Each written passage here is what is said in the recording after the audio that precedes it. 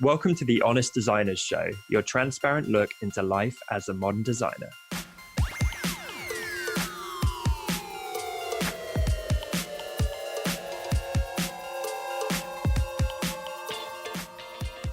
My name's Tom Ross, and I'm the founder at designcuts.com. And this week, I'm joined by American retro design expert Dustin Lee and the incredibly talented South African illustrator Lisa Glantz.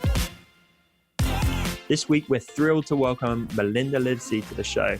Melinda runs Marks & Maker, a brand strategy agency, and successfully pivoted from offering design services to offering a full strategy package for her clients.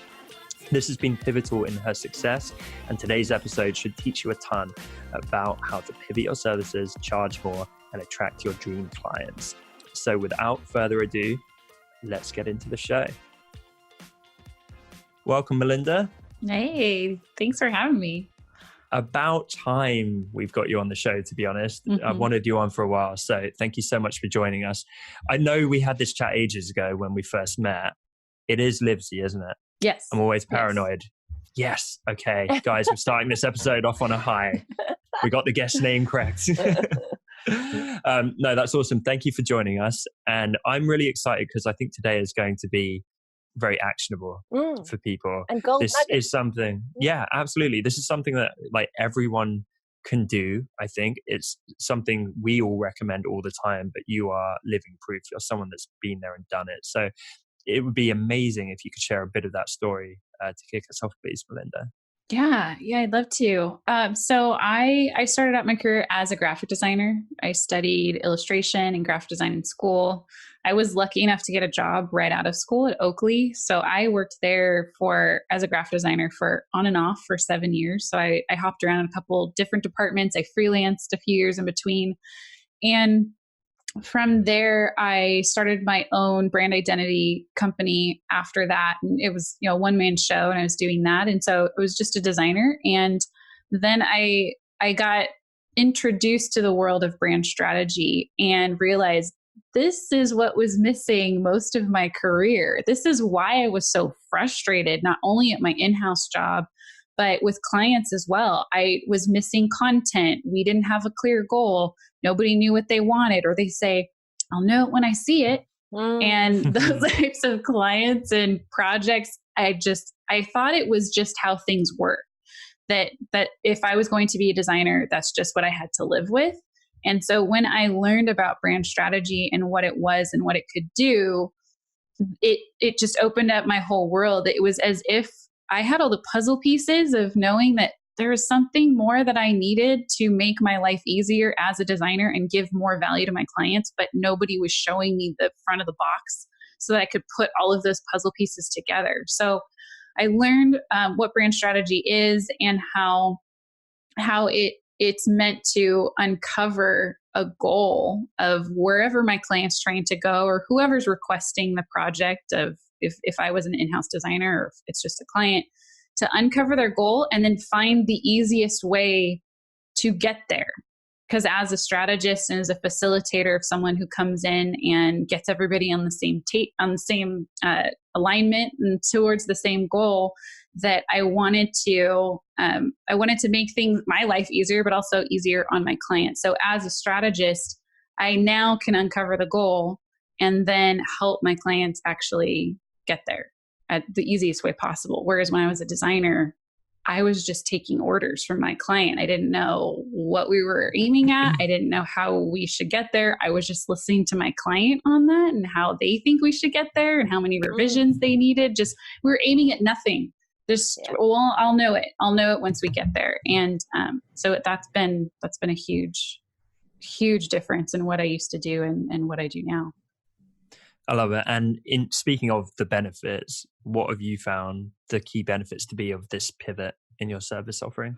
Oh my gosh, there's a lot of benefits. And I want to say first, it's a benefit to my client that it gives so much more value to my client approaching the project in a strategic way, because when we're actually making a difference in their business. So whatever project that they end up doing, whether that is an identity project, if that's a website, if it's marketing pieces, that's actually pointed towards a goal for their business and it will move the needle for their goal. So first off, it's valuable for my client.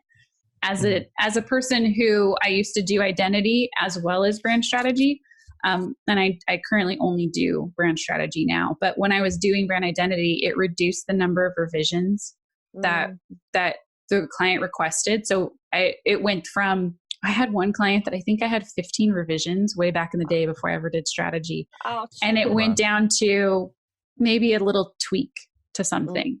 I also only show one logo option when I did identity with strategy. I only showed one logo option, whereas before I would show multiple, sometimes, 5 to 10. And then as I progressed in my career, it went down to 3.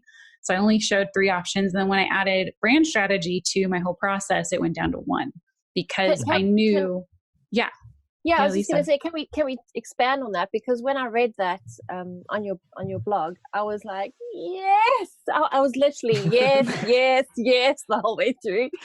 You may have had a yes queen. I love it.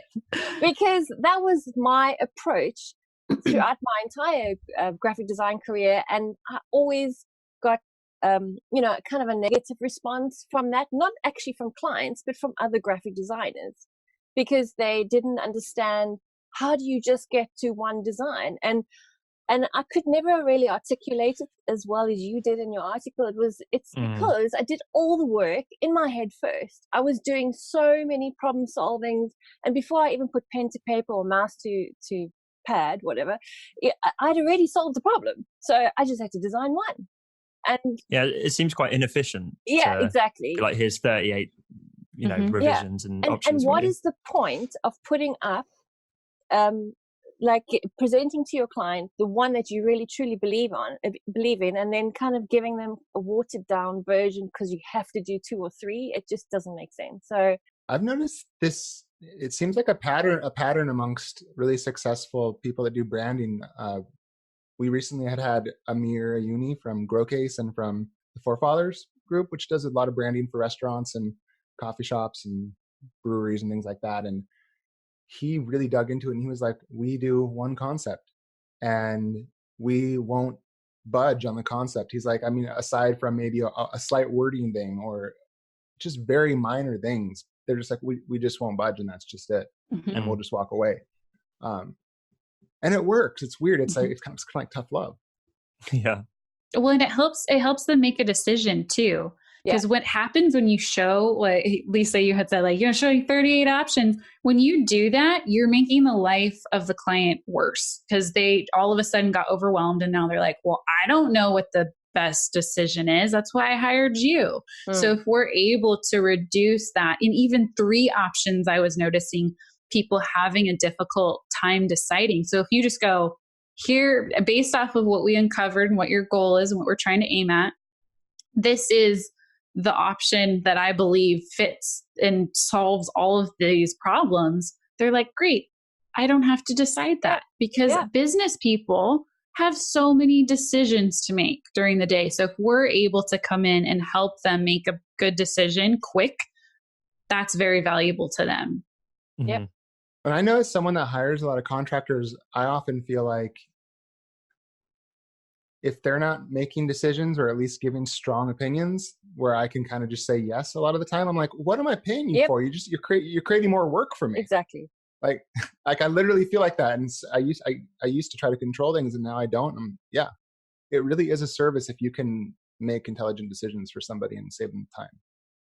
Every single time. So that's an amazing one, is less revisions. I believe, well, I know because we've talked about this, Melinda, also your price. Yeah. That definitely. So, you don't have to share actual figures unless you want to. But could you maybe share like an order of magnitude to how much you can I actually talk about it. I share my story a lot. If you guys follow me on any platform, I do. I don't mind sharing that because I feel like that does help give perspective too. And if someone wants to fall in my shoes too, then it gives them a pathway for that. But originally, to give people context, I was doing brand identity, and I was including, this was before I transitioned into brand strategy. I was doing the research portion and what I would call strategy through just doing a questionnaire, giving my client a questionnaire, and including that in my process. So technically, that portion, that research, and you could call it a strategy phase, was just baked into the process. So I didn't charge for it at all. When I learned how to do brand strategy, and when I say that, it includes a 1 to 2 day in-person, if I can, or online video call workshop with my client with all of the key decision makers. So that's usually the C-suite. And it goes on to be about a 4-week process to develop the plan moving forward and what deliverables should be made based off of what the goal is. And the goal usually is the brand trying to connect with the ideal client. And it's like a matchmaker. I'm playing matchmaker. So I'm uncovering things about the brand and the story and who they are and why they're doing what they're doing, uncovering things about the ideal client, and then devising a plan to get the brand to the ideal client. And that could include brand identity. It could include many things to which I don't execute on, but I'll develop the plan to get there. So beforehand, going back to the brand identity, I wasn't charging for that phase whatsoever. So I was giving free ideas away. And this is what I've been told from a lot of designers. They say, well, I think I do strategy a little bit. I help my client connect to their ideal client, but I'm not charging for it. So I was charging a big fat zero for that whole thing, but I was spending a lot of time with my client brainstorming and thinking of different marketing techniques and how we could use brand identity, like so much more than what I had included in the brand identity proposal. And I thought, well, this is wonderful. I'm helping my client. But at the same time, it was something that I knew I was helping them with, but it could have been more well-defined and in order that I could charge for it. So when I did learn brand strategy, I realized, this could actually be a phase that I charge for separately before we move into brand identity or anything else with the deliverables, and I can charge for it. And so I started off, I had practiced for free 5 times on previous clients, on friends, on a family member, because he had a business. I just wanted to test it out. I learned a framework from the Future. And so they have a strategy framework that I learned and I adapted to brand strategy, and I did it 5 times for free. And then I started charging for it. So someone came to me and they said, hey, I need identity. I'm like, cool. Well, there's this phase that I do beforehand. So would you mind if we go through this strategy phase before and then we'll move into brand identity? And they're like, yeah, sure. So I charged $1,000 for that first one, just that portion. And then I charged $2,500 after that when someone else came to me. And there were some design deliverables mixed in there because I still was trying to figure out how do I separate the two. And then the next one was only strategy for $5,000. And then the next one after that. So you didn't do any design work? No design work for that one. So no. You provided the insight and then they took it to a separate designer. Mm-hmm. Yeah. Mm-hmm. And how that happened for that one in particular, someone who does social media was working with this client. Client came to them and said, hey, I need you to manage my social media account. And she goes, she had just met me and learned all about what I do. She goes, no, you can't work with me yet. You actually have to go get a strategy done. You need a brand strategy. You need to know where you're headed, what your goal is, because otherwise we're just going to be throwing spaghetti at the wall and we don't know if it's going to actually do anything for your business. Mm-hmm. So she sent the client over to me. I ran through the whole thing with her, and then I sent her back to the social media manager as well as other vendors to execute on the strategy. So that was the $5,000 one. Then after that, I got one for $10,000. That was mixed with a little bit of design. Okay, a bit of design, yeah. Yeah. And then after that, I had gotten multiple at $5,000 for just strategy. And then after that was $10,000 for just strategy. Okay, so that's kind of the current benchmark, if you will. Mm-hmm. Amazing. And having done some of this work myself and like bits of consultancy and so on, I found the hourly rate, when you break it down, is significantly better. Okay. Because it's a case of your time has more impact. Mm-hmm. Because a great strategy will actually have much greater business results than just making something look a little bit nicer in Photoshop or Illustrator. And so you don't have to like tell us your exact breakdown of hourly rate, but you know, that $10,000 project, is that taking you a ton of time? Like, are you spinning multiple ones at once, or is that like full time for 2 weeks or a month, or like how's that roughly working? I'm averaging about 30 to 40 hours for the entire thing. So that's 4 weeks. That's over the span of 4 to 5 weeks is 40 hours for one. Which is amazing. So you're looking at like $500,000 if you're fully booked for the year. Yeah. And that's obviously your rates are only going in one direction as well. So that's exciting. Yeah. Amazing. Well, super impressive. I love it. Thank you. Yeah. Do you ever get pushback? Do you ever get people, clients that just can't believe, why should they pay that? I mean, there's a way that I vet clients out in the sales meeting. And I don't know if you guys listen to Jonathan Stark or have heard of him, but he also talks about value-based pricing. And he has 3 questions that I use in sales meetings. And the first one's, why this? So if someone comes to me for whatever it is that they want to do, now I'm known for helping people get through their fuzzy goals and know how to allocate their funds appropriately. So I'm getting known for that, which is great. But if they just come to me and say, hey, I want to do this thing for my business, I want to rebrand or whatever it is, I ask them, why this? Why not just keep what you have? Why is it that you're looking for a rebrand? And kind of delve into that, and then go into why now. So is it urgent? Like, can you just keep what you have? Because why invest so much money? This is going to be an expensive endeavor. And so prepping them, like, this is going to be pricey. If you go down this road, I want to make sure that your goal is big enough. And it's a high risk, high value goal. Because I want to do fun stuff too. Like, I want to help people achieve big goals. So if it's a small thing, then I'm not the right person for it. And then, and then the last question is, why me?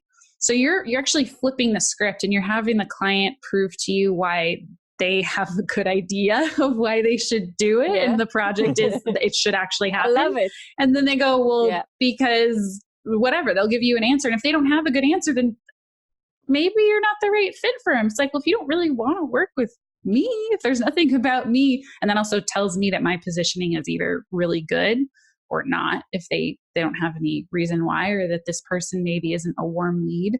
So by the time we get there, I can usually tell, whether or not they're a good fit. But you had asked if they ever give pushback. And usually if I'm able, I try to sell the problem, not my solution. So I try to get them, like, uncover their goal. What are they trying to accomplish? And what I offer is a way to get them there. So if they go, whoa, I can't believe you're charging $10,000 to get there, to get to my goal. It's like, well, you said your goal was to double your revenue from 5 million to 10 million. Do you feel that an investment of $10,000 is not worth it? Okay, so this would be my pushback. I'm curious how you handle this. Yeah. So I have a lot of people, as I bet all of you guys do, pitch me on could be brand strategy, but oftentimes it's other things, and they'll talk about, well, it's this much, and it's some fairly astronomical number, like $10,000, right? For most people, that's a lot of money. and then oftentimes I feel like it's a very nebulous answer. So to say, yes, it is. Don't you want to hit $500,000? Is $10,000 really that much? Well, no, it's not. But how are you benchmarking and proving that you're the one that actually made the change in the money? Do you actually benchmark that? Do you track it? How do you separate that from the social media or the ad spend? And oftentimes when people are doing brand strategy, they're doing a bunch of other stuff as well. So how are you parsing yourself out and saying, I'm resulting in that? I'm not just randomly selling you something, and then I guess I'm saying, how do you prove that to them? If I was working with you, I would say, prove it to me. Show me that you're the reason that the money went up. And just to jump in there as well, I think that is a great question, especially because I find it hard to measure some of this stuff internally, let alone what someone external brings, right? Because we have marketing efforts all the time. And like you say, there's so many moving parts to your business. Sometimes you're like, well, I don't quite know which bit moved which bit and by how much. And we know it inside out. Like the ads. Yeah, it's super hard to measure. It's super hard to know. So yeah, no, I'd be intrigued what you think, Melinda. Yeah, that is a really, really good question, Dustin. I would say, and brand strategy is at the core of what would influence all these other initiatives. So it is extremely hard to track, even more so brand strategy, because it's influencing things at the very end of the chain, like social media metrics and like marketing and sales. So if that is off, then everything else will be off. However, it's very hard to track that from beginning to end because you have so many moving parts in a business. And so what I would say is if you're unable to tell me why you would want to hire me, then we aren't a good fit. And I have not done my job as a strategist or as a vendor to show you previous results of what have happened to my clients' businesses since working with me and what results they were looking for and what they got from me. So I would say I wasn't doing a good job then, or maybe you didn't see those things or whatnot to prove in the first place that you can trust me as a strategist and that I have gotten other people to their destination or where they were headed to. So that would be one thing I would say. And you can quite often see when you really put someone in an awkward position of show me the results and they don't really have any. Yeah. Or I've had people where they, I really dig and they're actually inflating their results or the results aren't that strong. And I'm like, okay, so you haven't really had any huge wins. Yeah. Perfect example is when I paid for a couple of years ago when I had originally paid for ads, I would get reports back and it would say, oh, you made, X amount of dollars, some huge amount of dollars back. And it's thanks to these ads. Well, then it would come to find out that there were all sorts of other factors, like kind of like we were talking about. It could be they could have sseen the ad, but they also could have seen the abandoned cart email. They could have clicked and then forgotten and then seen an abandoned cart email. I think that it's so easy to do business sleight of hand on things like this that I'm always intrigued by how people convince people, because I do agree that flipping the script makes sense in some ways, but I think if the script was flipped on me, I'd be like, tell you why I'm convinced. Well, tell me how you prove that you made the money for it. I know I'm sounding very contrary, but it's because it just seems like such a nebulous, hard thing to convince. Well, and I would say if you're in convincing mode, that's not a good fit.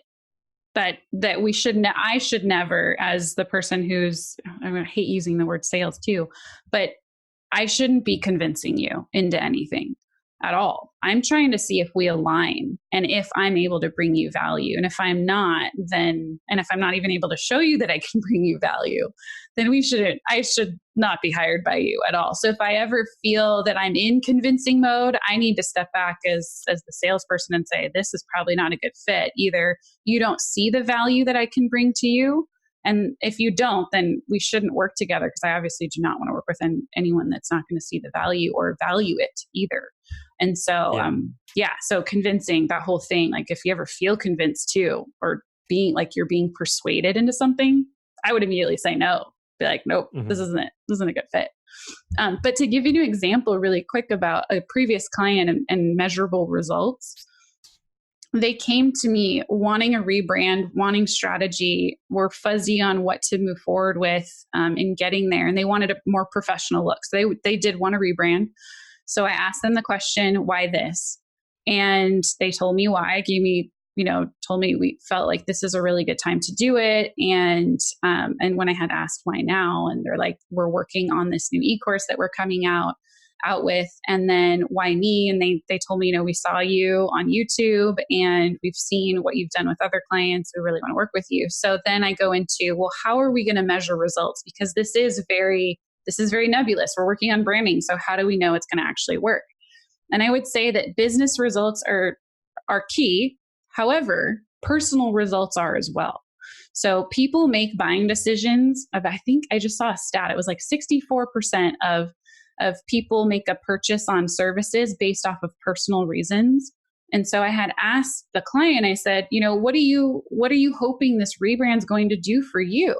Like what, not just your business, but what is it going to do for you? And he said, it's going to give me confidence to go and approach these different brand deals that I'm going for with professionalism and know that I can approach them and feel completely professional, that I can land these big brand deals and also speaking engagements. And so I said, great, that's wonderful. Can we mark down maybe how many speaking engagements would you want to aim at?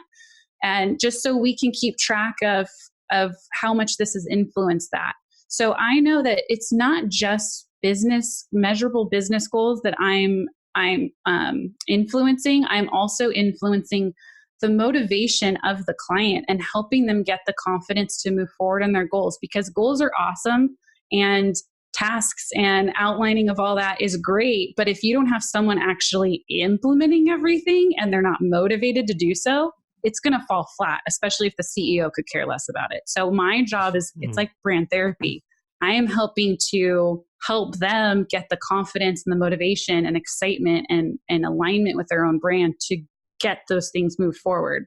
And I have some friends who I've talked to that said they show results, as in this company has grown X amount since working with us. They don't say necessarily like we helped them get that amount and it's all due to what we did together. They just say since they have worked with us, because they know there's so many different moving parts in a business, but since working with us, they have shown this increase in whatever it was, revenue or awareness. I like and that's worth a lot in itself. Sorry, Dustin, go for it. Oh, I was just going to say, I like that so much because, I mean, you're right. I think how you feel about the business, if 10,000 or 5,000 or whatever it is, changes how you feel about your business and you can move forward more confidently. Well, would I pay $10,000 to change how I feel about my tiny muscles compared to Tom's? Yeah, you bet I would. Hardly, mate. So yeah, I would absolutely pay for that. And I think like that's fair because I feel like, yeah, that's true. Afterwards, a result changes and then you can be the judge. Like, I think that's a great answer, I guess. It is. And I'm so glad you touched on how the company owner and team members feel, because that is huge. And I do put it right up there with revenue results. And often, you can conflate the two quite a bit, because there's nothing worse than when your brand is a complete mess. Everyone's very unclear on it. They can't execute with confidence. That has all kinds of ramifications in day-to-day business. And I view this as similar to, we looked at working with a company. In the end, we didn't, but we have a bigger sister company that do. And I guess they're not brand strategy, they're kind of business strategy. And they're like very expensive, like, a couple of orders of magnitude up from what you're talking about, Melinda. And they're out of our price range, to be honest. But this bigger company we know used them, and they've been getting really good results. And in like independent little moments, it might almost seem a bit trivial, but it really adds up. So it'll be stuff like getting the company, mission statements and values aligned, and then getting everyone bought into those, and then feeding them through the onboarding process for new staff and the culture, and then looking at like the efficiency of various teams, and like everything just gets kind of like tightened up and gets more cohesive across the board. And you're obviously doing something similar from a brand perspective. And like, it literally is the difference between a well-oiled machine and one that's kind of breaking down. And I think that's immensely valuable. And I found this when I offered similar. I wasn't quite as like strategy led, although similar to you, Melinda, I think I was kind of doing it without realizing it. And that's why it was working well. My favorite clients in the world were the ones that had a highly successful, profitable business, but were doing a pretty horrible job at aligning everything. And that is ideal, because then it's like so easy just to come in, tweak it and fix it up, and then suddenly it just starts doing exponentially better. Have you found that? Oh, yes, definitely. I love working with... They're the dream clients. Yeah, they're the dream clients. That's what this last one that I was talking about with the results, the measurable results, that's where they were. They were already successful at what they were doing, and they just needed some clarity moving forward. And when you think about it, clarity and focus and a roadmap moving forward, how much is that worth to you as a business owner? Everything. That was huge. Yeah. Right. So then 10,000 doesn't really sound that bad, right? Like Dustin, you would probably be a bad example, because from a brand perspective, I actually think you're very good. You've got like a great visual brand. You tend to be very aligned with what you're doing. Perhaps like from our conversations, your next steps might be more business strategy and like scaling a team and operational stuff. From a brand perspective, you got it on point. But imagine if you were making all the money you're making right now and your brand was a mess. You remember you had that rebrand like years ago? and it really got everything like humming along better, and it looks so great. Imagine if you never had that and your website was like really dated. You didn't have your mascot or your logo or anything like aligned. Oh yeah, well, yeah. I was just thinking about what you're saying. I was thinking, man, that is like such a measurable. Like exactly what you're saying is that it's so hard to put a dollar amount on it, but it would be very easy for someone to say, I save 500 hours a year on decision making because the decisions have been defined by what we know the goals of the brand are. Like how much, I mean, I don't know about you guys. I spend so much time thinking about, should we do this? Should we do that? And if you can look at something and it's like, this is what you do. Remember, this is the thing you're trying to do. Then you're like, cool, just save myself 2 days. Because you're not reinventing the wheel every time. You kind of know exactly where you're going. So it doesn't take time or effort. That's a good feeling. Yeah. And not just should I do this or should I do that, but I know I should do these 5,000 things, but I can't. So which ones do I have to pick? Right. That's like the eternal curse of the entrepreneur. Yeah. And if I'm able, if I do a good job in chatting with my potential client, the value is in the eyes of the beholder. So it's in the client's eyes of the value, and they value that feeling. They value knowing what's next. They value clarity. They value focus. So it takes it out of the world of a commodity. Instead of going the whole ad conversation we had, it's like, well, I did this for the ROI and what are the numbers? And that's commodity, right? It's boiling it down to give me exactly the dryness, the objectivity of what it's worth. I'm moving more into feelings and like, what is it worth? Yeah. What is it worth to my client? How do they value it? What's the price tag you would put on focus, clarity, and a roadmap moving forward? Yeah, it's huge. So I think I've given this example a couple of times, and previously I haven't dropped his name, but I'm going to do it about our mutual friend Christo, and I'm going to do it because he recently put out this video about some of his haters called "Christo's a fraud," and I watched a bit of it earlier. Really? And it was kind of like mean tweets type thing, and I thought it was really good how he addressed them. And so I know Chris knows like some people, are resistant to his style. And the example I want to give is I bumped into some people in person who'd seen him speak, and their pushback was kind of coming from a place of negativity and jealousy in terms of like, well, we're much more junior. So it's really easy for him to say like, throw around these big numbers and, be this assertive with his pricing and whatnot. But it's completely like in a different universe from where we're operating. And as I say, they were being quite like negative about it. And I remember saying to like some of the group who were being not that negative, I was like, you guys are going to win because you've got like a better mindset, and that's not a healthy mindset. So anyway, long story short, I always think not of those particular people, but I think of the people who are not even being negative, but they are more junior and this stuff sounds scary as hell. And they're like, I'm just trying to make ends meet.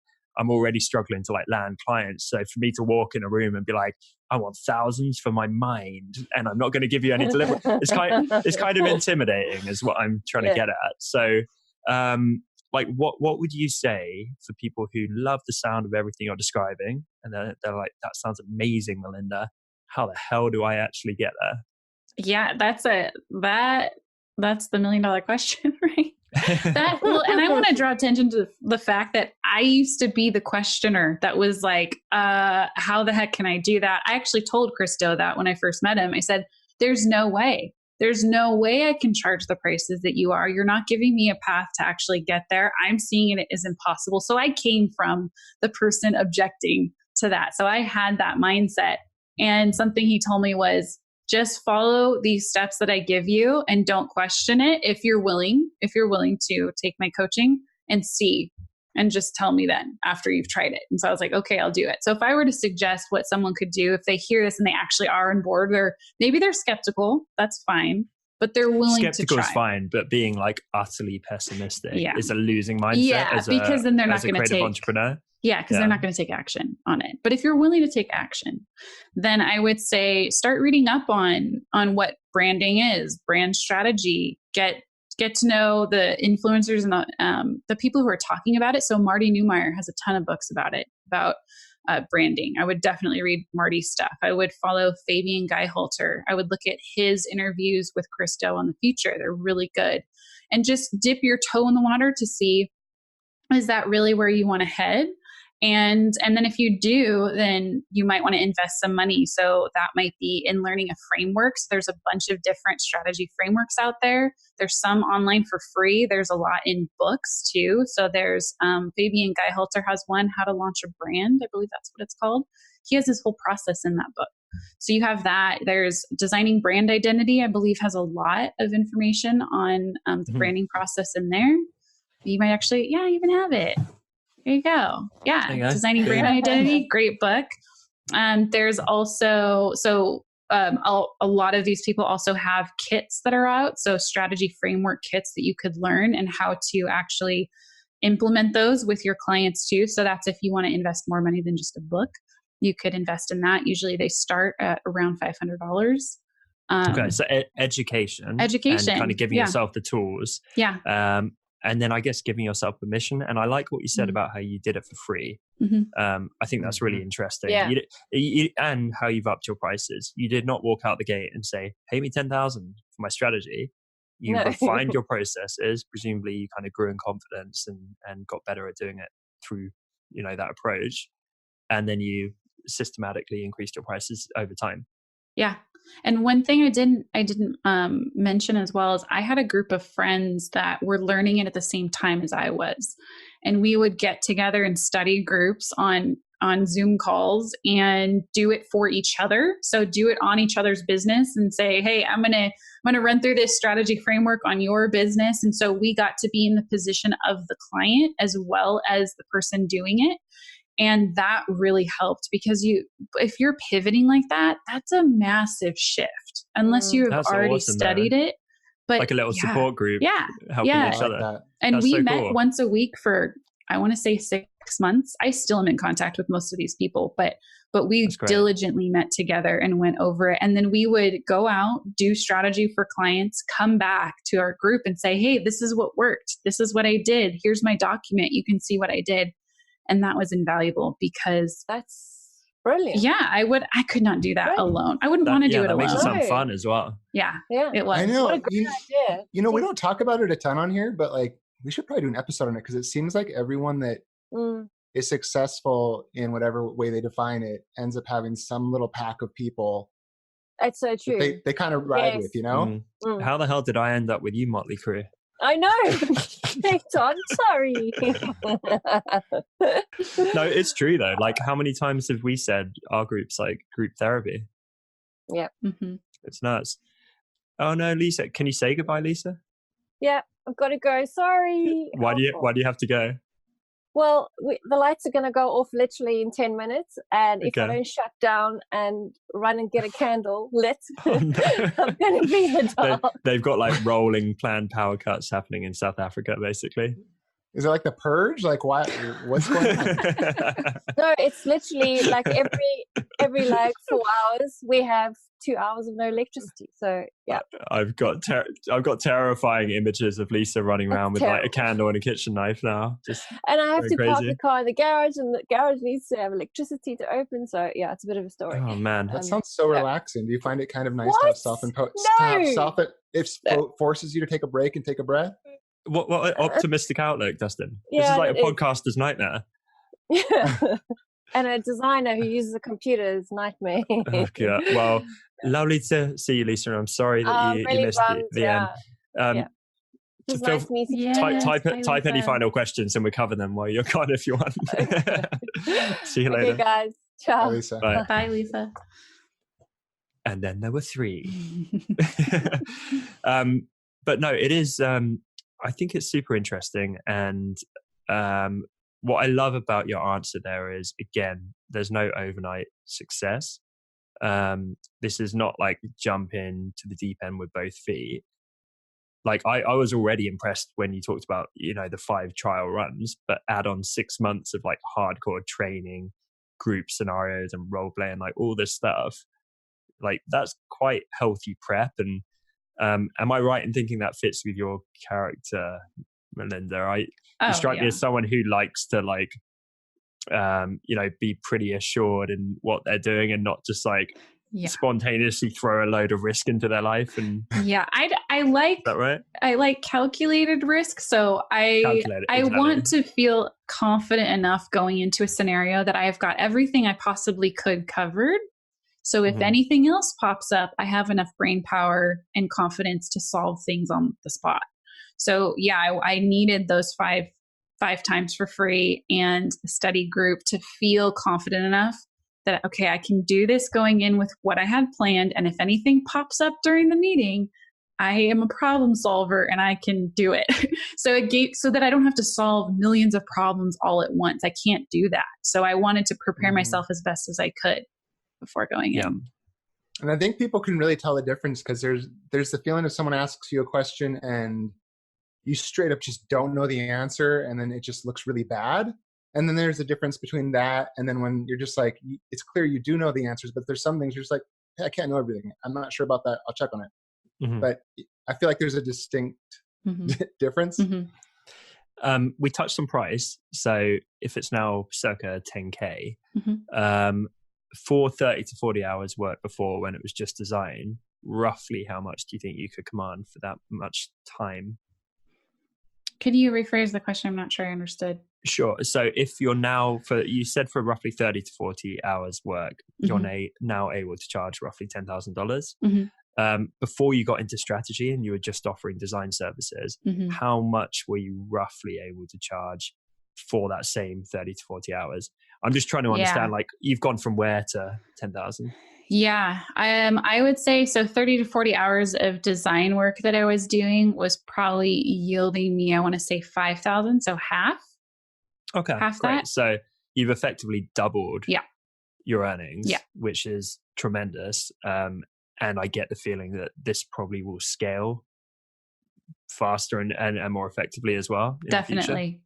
And there's one piece of it that I didn't mention too, of what could yield more revenue to and scaling is when at the end of the strategy session and the roadmap, we develop priorities and goals towards the goal. So we want to make sure that we're planning out what does the client need to do to reach those goals, and what things do we have to, or do they need to invest in to get there?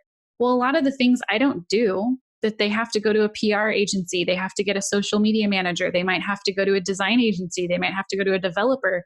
Well, I then form strategic relationships, strategic partnerships with vendors that can execute. So I will set up and introduce my clients to those vendors. And then we've previously worked out a referral bonus. So there's a way to scale that too, that I don't only do the strategic engagement, but I also help align them with the right person. So if that's just a single man show, like a designer, I'll connect them. If it's a social media manager, if it's a PR agency, and then I'll work out that. So there's ability to scale in that respect. So it takes away the time I have to put into it, but it's more exponential value to my client. And I presume that's probably reciprocal, where you're establishing a network where you get referred work quite regularly. And that's awesome. Yeah. I think, so we've talked about pricing before on this show, and I think there invariably will be some kind of ceiling. And let's say you're selling apples, it's like you can make the apple look nicer and you can polish it and you can prove your sales patter and you can like make signs and make it look like a more credible apple and more tasty and all the rest of it. But as I say, there will eventually come a ceiling. And so what you're kind of suggesting is, well, actually you can start selling oranges too. And I think this is one of the most effective ways to raise your prices and reposition yourself, because you know what I mean? You can tinker and polish what you're doing with your design services until the cows come home, and you're going to struggle to get past a certain point. But I'm seeing more and more people, like, Jacob Cass from Just Creative. Yeah. He's actually in the process of pivoting to strategy services. And I see this happening more and more and more. And I feel like you're actually personally inspiring and influencing many people to, go down that path. And I feel like the other way is just kind of slowly trying to move it in the right direction. Whereas this is more of a quite instantaneous upswing. Yes. Is that a fair assumption? Yes, I would definitely agree with that. Yeah. Yeah, it's a way to, it definitely made me leap much farther than just because I had made another pivot earlier before brand identity. I would call myself a generalist. I literally took on everything. I did marketing stuff, I did catalogs, I did directing photo shoots and art direction, and anything you need, Melinda could do. So I went from that to then specializing, but that only got me so far. But the leap that I made from brand identity only to strategy, like you had said, it was exponential. It was a massive leap. So if someone does want to move throughout their career and not just make incremental changes, that would be a way to do it. I love it. Dustin, I know I'm hogging the mic here, but I find this stuff super interesting. So I've got one more question. Would you say that you need to be very experienced or advanced in your field of, in this case, design, to then pivot and offer strategy? Because in my career, I noticed I could only get into the more strategic stuff when I'd really paid my dues and become quite good as a designer. And same thing with you and Jacob and many people I know who are getting into strategy. No one seems to do it as a beginner. It's like being a consultant almost. You know, consultants have been there and had quite a prolific career to allow them to charge very high amounts for their consultancy time.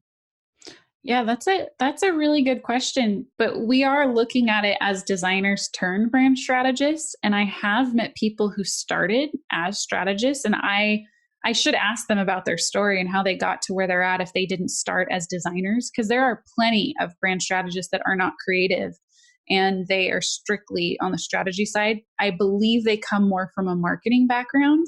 But I need to ask them though, because that's a really good question. Yeah, because I really hate the whole like 19-year-old life coach thing. And I feel like there's a lot of that, including in strategy and that whole world. And I get it all the time. I get people approaching me and they're trying to position themselves as an expert or teach this stuff. It's like, you've never actually executed a successful strategy or business or brand in your life. So, you know, just because you read a book or took a course, do you have any, power to tell me how to do it? Whereas I feel like with you, you had a successful career in that space already. You sort of started just filtering in more and more strategy instead of it being an overnight thing, and you'd slowly built your credibility. I trust you and your expertise, but I don't know if I would trust someone who right out the gate is like, I'm a strategist, listen to me. Yeah, I agree with you. I think it's the mixture of knowledge, experience, and success. And so if someone's able, and that usually happens over time, and so throughout a career. So yeah, I think I am a better strategist now than I could have been 10 years ago, because I wasn't experienced. Since then, I've started businesses. I've learned so many things. I've learned and failed at many things too, and with clients. And so I have so much to draw on, and life experience, because it takes a lot of understanding of psychology and being empathetic. And gosh, I didn't even think about empathy until a couple of years ago, and actually thinking of life through someone else's eyes. And you need that as a strategist. And younger Melinda was not good at that either. So it's a mixture of life skills, not just. You still look business. Pretty young. Thank you. Are you younger than me? I don't know. How old are you? You should never ask. I'm 31. I'm older than you. Are you? Okay. You got to be younger than Dustin. Never gonna find out.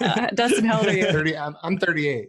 Okay, I'm younger than Dustin, so I'm right pretty much in the middle of you guys. Yeah. Right, there you go. What are you hearing over there, Dustin?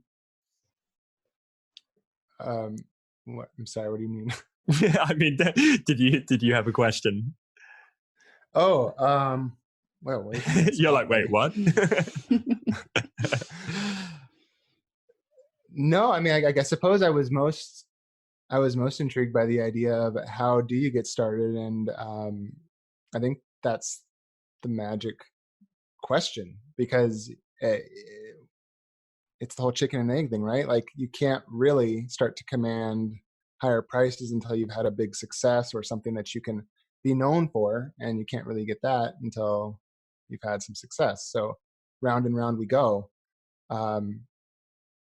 I guess my question would be like, when did you feel like, what was the mindset? I oftentimes feel like, despite all the things we do, like we might read a bunch of books, or might take courses or do things with Christo or whatever we do, I always find like when I'm buying books, I always think to myself, if I find one sentence, if there's one sentence that like makes me shift my mindset and like it just changes the way I see things, like that makes up for all the 30 books that like are just essentially like stacked tables that I made out of them. So is there something that when you kind of like internalized it or when you heard it, it shifted things a little bit and things became easier? And things easier to become a strategist or to make that transition? Well, like you mentioned when you talked to Christo, you said there's just no way. I mean, it sounds like you kind of a lot like these people that objected and were like, ew, I'm not charging even close to that. How could I possibly do that? It sounds like you were in that spot and you're not anymore. So what is that thing that you had to believe to kind of shift there? Yeah, it was, I had that shift. I had a conversation with Chris and he said, if you learn how to do this, how to do strategy, I believe this is the missing piece for you. And I was like, okay, I'll do it. And once I looked into that and I learned what it was, and it actually gave, it gave me edges of how to define what I was previously doing for free. And I actually saw it in black and white, that was the goal that I saw. I saw everything laid out so perfectly. And I thought, oh my gosh, I've been doing this, but I didn't know how to describe it. I didn't know how to articulate it. And that was the shift I needed. And that was what propelled me into doing the 5 for free. And I also had a drought of clients for 4 months during that time because I was making the pivot. And I still went forward and I still believed I could do it because I saw, it's like I had seen the light. I saw what the potential was and I saw the outline in black and white, what it could look like, how I could define it and how I could charge for it. I was like, done. I'm going to do it. I know my goal. I'm going to keep doing it until I achieve it. And I didn't stop. What was the thing that made you see it in black and white? It was learning it. It was learning the framework and actually going through the videos. Christo looks deep in your eyes from under that cap and you're just saying, man, I can do life. When he tells you you can do it. But yeah, when he told me that, but then I looked at the framework and it had an example of Jose doing strategy for a client. And I saw an example of it in action and learning that people are charging thousands of dollars for this. I'm like, I can do this. I see it in action and I can see myself doing it too. And that's what totally flipped my whole mindset. And I was like, I can do this. Yeah. I have such a similar thing because I worked for someone who did online marketing, was really his specialty. He was selling a sort of like solopreneur business package. And I had never worked for anyone like that before. And I remember sitting in a coffee shop with him and him literally, as cliche as it sounds, he literally got a napkin and like drew out a funnel with a pen and then showed me how a sales funnel worked. And then on my computer the next day, he showed me the email list and how everything went through it. And it was like a light bulb went on. I was like, oh, well, of course I'm not succeeding because I'm like over here in the corner, like scooting around like marbles, like in this corner, and like all the money and success is over here. Well, yeah, like I can push the marbles or reposition the little junk over here all day long. Nothing's ever going to happen. Yeah. Don't you love those moments? It's like someone's just welcomed you into a secret club and you're like, holy shit. That's how you do it? It's amazing. Yeah, seeing behind the curtain. That's what I mean when I was saying that I had all the pieces, the puzzle pieces, and I was just trying to jam them together, not knowing what the picture looked like. And then it was as if Chris went like, here's the picture. And I'm like, oh my gosh, this whole time, that's what it was. I get it. And so it was very, marbles. It's like someone's like snapping on the side of your head and you're like, over here, look over there. You're looking in the wrong direction. Exactly. Yeah. We're trying to figure it out and we're just not getting there by ourselves. Yeah. And half the time it isn't like someone has taught you the intricacies of rocket science. Like you probably kind of knew brand strategy was a thing. So they're not showing you anything you kind of don't know always. They're just making you suddenly see it. You're not just looking by it. You're looking close at it and you're like, oh, okay, I could actually use this thing. It's almost like we need a super influential person or someone we trust that will be the filter because we get so much stuff. People like, do this, do that, do that. And, I mean, it's constantly bombarding us. And then when someone finally grabs one thing and says, look, just look at this thing. Look at it. Know how you trust me? Just stare that's at why this consultants thing. charge so much, man. Yeah, it really is. And Yeah. you're right. It's not rocket science. It's like Melinda that has a coaching group as well. Mm-hmm. And so do I. And this is what I do every week. I did this on Tuesday. Like, it's all week long. You just go, look at this thing. Mm-hmm. Stop getting distracted. That doesn't matter. You shouldn't even think about that at all. Look at that thing. Yeah. Right. Well, and that's it. So Chris knew me, and he knew my struggles, and he knew my goal, and I trusted him, just like you guys were saying. And then he told me, this is what you need given where you are. And then I knew, okay, that's what I'm supposed to go towards. And I did it, similar to Tom, what you do with your group too. And what I do is, we know where these people are at. Therefore, we can give them well-curated suggestions. That's very much like what I do with clients. I say, I understand you. I understand where you're headed. I understand all the problems that you're going to run into. And based off of that, this is the best way forward. And so it's a similar thing we do in coaching as well as consulting. I love it. And as I say, we've been therapizing and strategizing within ourselves for a long time. And Dustin's helped me with all kinds of stuff. Dustin, you had something like a couple of months ago, and you were umming and ahhing and really deliberating over it. I won't repeat it here because I don't know if it was like sensitive to do with your business. And I'd literally been through the same thing like 6 to 12 months before. So I was like, oh, here's the answer. I had to bang my head on a wall for like 6 months to figure that out, but you could just have it. Like, I think I know what you're talking about. Yeah. It was like such a relief. Yeah. And to have someone that's been there tell you, because that's the thing, right? Is like, it's so hard for us to filter it. It's just very hard to tell who to trust. So we I trust you, Tom, and I trust the guy I worked for, or he could just show me, and that does amazing things. Sure. So kind of bringing all this back to strategy, what do you think, Melinda, when I describe strategy as the definition of working smarter, not harder? Because what I've noticed as my career progresses, and I see this in many people, you can literally get so much more impact achieved from so much less time. Mm-hmm. And it is not always about being the hardest worker in the room, because I've had like little 15-minute calls where it can just unlock more than young Tom could have in a year of toiling away.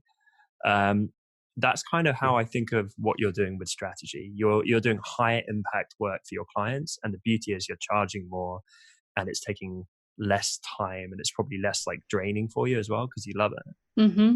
Oh, definitely. And when you said work smarter, not harder, I was thinking about that. It was a few months ago, and I thought, yes, I now am working smarter, not harder. However, I had to work harder to get to this point, to learn how to work smarter. Sometimes you do just have to put in the hours and work really hard and fail multiple times to finally streamline your own thinking process and how you filter out problems. And that's why we were talking about at the beginning why most seasoned professionals only show one design option. It's because they've most likely they didn't start there. Not all of them, maybe some of them did, but a lot of them started with a lot and realized this is not the way to go. I don't need to do that. And they refined their problem solving down to a science where it just happens naturally. And now they're able to work smarter. So yeah, I would say what I'm doing now definitely is high impact. And like you said, you can have a 15-minute conversation that would take the place of maybe 6 weeks of work of going around in circles or failing multiple times. So now you're able to do that. And I would say strategy, definitely, that's what it's trying to do. We're trying to alleviate the failures of putting money where you shouldn't or not getting results from things. And we're trying to see, it's like plotting we're like cartographers, map makers, that we're trying to plot how to get from, let's say, Los Angeles to New York. And we're trying to avoid all of these pitfalls or get there the fastest way we possibly can by a certain date. And we outline the way to get there the easiest and fastest way. So that's very similar to what a strategist does. So, working smarter instead of having to walk there. it wouldn't be honest designers without an amazing metaphor, guys. You know, we love them on this show. Have you got like a couple more minutes, Melinda? Yeah. Because you can tell whenever we talk, I'm not very good with my brevity. But I guess my final question, and I don't know if you have one as well, Dustin, but my final question is more personal and more vulnerable and on the mindset side of things. And I'm sure I have this as a horrible misconception of you. But you seem so polished all the time. I think it's kind of how you position your brand. Even like when I see you on camera, you just always seem very like together. And this show is the Honest Designers show. There's been a number of times where the four of us just get on and moan and practically weep at each other for an hour, and we're just a mess. And I think that's why people are kind of drawn to the show, is like that honest vulnerability. And as I say, everything from like your social profiles to your interactions, you always seem like so nice and so lovely and so professional. But I always think like, does she like, struggle the same way the rest of us do? It kind of seems like you're this person who has their shit together. Christo sprinkles some magic dust on you with the strategy direction, and then you're like, I'm a strategist. I don't know if you are aware that you were like giving off that kind of super polished exterior. No, maybe it's just me. I don't know. Maybe it's just the things that you've seen that you haven't watched Possibly. all of the videos with Christo, because there's a bunch where I make a fool out of myself, especially if we do any role plays. Yeah, link me up to this. Just watch any that we're role playing anything where like he's a client or I am a client and we're talking in a sales conversation. There's plenty where I definitely not polished and I break character all the time. So it might be what you're just seeing. I didn't realize that though, but like the impression. I don't even know if that was a question. I guess my question was like, have you had any like really, dark times through this process? Have you ever had moments of like complete doubt and I can't do this, I don't want to do this, like, and let's end on a really dark note. Yeah. Like, where's your rock bottom? The time where I mentioned that I had the 4 months of just completely no clients, and I was worried. I mean, that was the point where I was like, can I pay rent? Like, is this actually going to work? Because I'm pivoting. Is this really a smart time to be pivoting right now? Shouldn't I just go get a full-time job? Were times just eating into savings at that point. Oh yeah. And a couple credit cards at that time too. I mean, if we're getting real honest there too. Yeah. Well, Dustin can relate to that. Yeah, it was bad. So I did have times where I thought, should I go get a job? Like, where's the point where you say, I'm just going to go get a job? And then I thought, because my story had been pretty much televised, it's like the Truman Show. Like everyone who's been following around, it was 250,000 views on that first video where I had said, at that last time I checked. I haven't seen any of those early videos. Like I consume remarkably little content. Just watch so like 2 minutes of it and you'll see how not polished, or I was trying to be very polished, but I just didn't know what I was talking about. But I was thinking, okay, I have pretty much said in front of 250,000 people that I'm doing this. Yeah, I better do it. But there were so many times where I was like, I should just get a job. What if I even at one point during that time, I looked on Craigslist for jobs. They're just like projects I could do to pull in extra money. Cause I'm like, I need something. Like I need something. I was hitting up friends. It was partly survival mode. And also at the same time, I was projecting ahead, like, no, I can do this. I can work towards my goal. But then also I got to eat. So it was it was hard. It was really, really hard. It's sacrifice. Mm-hmm. Cool. That's good to hear. And I think for everyone listening, no one can look at you and be like, she doesn't deserve it. And everyone can look at you and be like, this is not an overnight thing. It's not an easy thing. You've got to work for it. Definitely. Cool. Dustin, any closing thoughts, my man? I had a closing question. It just occurred to me, oftentimes I think there's things that we do, like sometimes I'll be doing something to my business and then I'll ask myself, is this actually doing anything, or am I just like moving this lever that's not connected to anything, and then stuff happens around me and I'm like the rat, and I'm like, oh, that made that happen. Let's keep doing that. But actually the lever is not connected to anything. Is there anything that you noticed in your business as it succeeded more that you look back on now and you're like, oh, that lever actually doesn't do anything, and I kept just working it? Oh yeah. That's a good question. I love that. I love that picture too of that. I know. I've just got rat dusting in my head now. Frantically pulling on the lever. Well, as a designer, coming from a design background, I love to rebrand myself multiple times and tinker and fix my website and be like, well, this isn't perfect yet. I have to keep working at it. And thinking that was paying off when really I needed to learn business development and networking and how I bring in leads and how do I sell. And I used to get frustrated when Chris was coaching me and we would constantly talk about the sales conversation. I'm like, no, but I want to talk about the service. And I thought that I was putting my focus in places that weren't going to move the needle when I needed to look at lead gen, getting leads in the door, like people actually interested in wanting to hire me, and then learning how to close those sales conversations. So I was concentrated on like the service and refining my skills. That was another thing and that's how I actually got connected with Christo in the first place. I was doing logo studies based off of his assignments that he was putting on Facebook. And I was just commenting back with my logo studies, like hand-drawn logos and whatnot. And I thought that refining my skill as a designer was going to yield in business success. Mm-hmm. That was the biggest mistake, I would say. Yeah. That was the thing. It's like an addiction, especially as a designer. It's like, oh, I have to make this better. I have to refine my skill. I have to rebrand myself.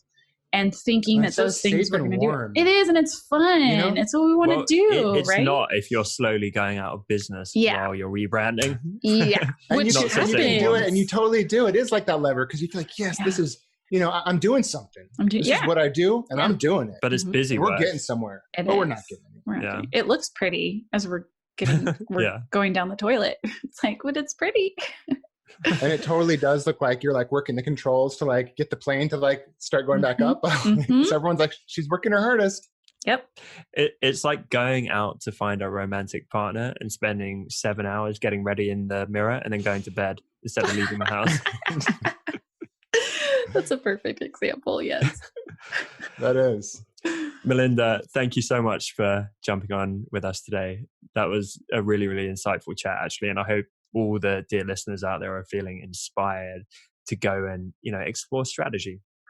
And I guess we should caveat and say it's probably not for everyone. If you do not have a strategic mind or strategy bores you to tears, don't do it. But the whole purpose of the show is we hear from all kinds of influential people. And if strategy is something you naturally lean into and you want to explore, then do check out more of Melinda's story. As she said, it's on the future documented. We've gone into it today. It's on your blog and your website. There's a ton of bonus content if you want to read up on that outside of this episode. But other than that, where can people find you, Melinda? Yeah, they can find me. I hang out on Instagram a lot. So just Melinda Livsey on Instagram, Twitter, Melinda Livsey _, and then my website, marksandmaker.com. Amazing. And that is Livsey. Yes. Melinda Livsey. But yeah, everyone go hit up Melinda on social media, on her website, give her a follow. She's very active on there. To be honest, she keeps stalking me. It's getting a little bit scary at this point, showing up in the comment section. Only joking, Melinda. But yeah, do go say hi to her on social media. And Melinda, you've been amazing. Thank you so much. Thank you. Thanks, Melinda. Bye for now. Thanks so much for listening to this week's episode. As always, you can find full show notes over at honestdesigners.com or find us over on iTunes and now Spotify by searching for The Honest Designers Show. And remember, we're now on social media too, if you search for Honest Designers. If today's episode helped you, then it would mean the world to us if you took just a moment to leave us a quick review over on iTunes, as this is one of the best ways for other designers to discover the show.